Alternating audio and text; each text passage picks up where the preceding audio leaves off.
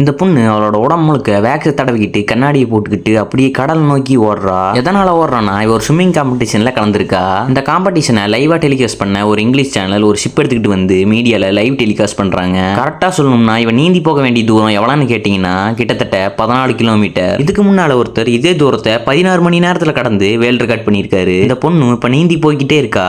கூட வர போட்டும் அவளுக்கு தெளிவா வழி சொல்லிக்கிட்டே வருது. அப்படியே அவன் நீந்தி போய்கிட்டே இருக்கும்போது பார்த்தா திடீர்னு கடல்ல ரெட் கலர்ல மாறுது. என்னடான்னு பார்த்தா அந்த கடல் முழுக்க ஏகப்பட்ட ஜெல்லி ஃபிஷ்ஷுங்களா இருக்கு. ஆனா அப்ப கூட இவ பயப்படாம அந்த ஜெல்லி ஃபிஷ்ஷுங்க மேல கை வச்சு அப்படியே நீந்தி போறா. அப்படியே போகும்போது அந்த ஜெல்லி ஃபிஷ்லாம் இவ மேல பட்டு இவளுக்கு பயங்கரமா அரிக்க ஆரம்பிக்குது. இருந்தாலும் கிவ் அப் பண்ணாம வேகமா நீந்தி அந்த ஜெல்லி ஃபிஷ்ஷுங்களை கடந்து போயிடுறா. அப்படியே கொஞ்ச நேரம் அந்த தண்ணி மேலேயே அப்படியே ரெஸ்ட் எடுத்துக்கிறா. அதுக்கப்புறம் மறுபடியும் நீந்த ஆரம்பிக்கிறா. அப்புறம் 10 மணி நேரம் நீந்தி வந்ததுக்கு அப்புறம் பார்த்தா ஒரே பனிமூட்டமா இருக்கு. அவளால எதுவுமே பார்க்க முடியல. இருந்தாலும் பரவாயில்லன்னு நீந்தி போய்கிட்டே இருக்கா. அப்படியே நைட்டும் ஆயிருது. இப்ப அவ கூட வந்த போட்டெல்லாம் எங்க போச்சுன்னு அவளுக்கே தெரியல. அந்த சைடு இருக்கிற மக்கள்லாம் அவளுக்கு தெரியறதுக்காக அந்த சைடு ஃபுல்லா நெருப்பு பத்த வச்சு அவளுக்கு சிக்னல் கொடுக்குறாங்க. அதை பார்த்த உடனே தான் அவளுக்கு பயமே போகுது. உடனே அந்த வெளிச்சத்தை நோக்கி நீந்தி வர ஆரம்பிக்கிறா. ஒரு வழியா 14 கிலோமீட்டரை 14 மணி நேரம் 21 நிமிஷத்துல நீந்தி வேர்ல்ட் ரெக்கார்டை பிரேக் பண்ணிடுறா.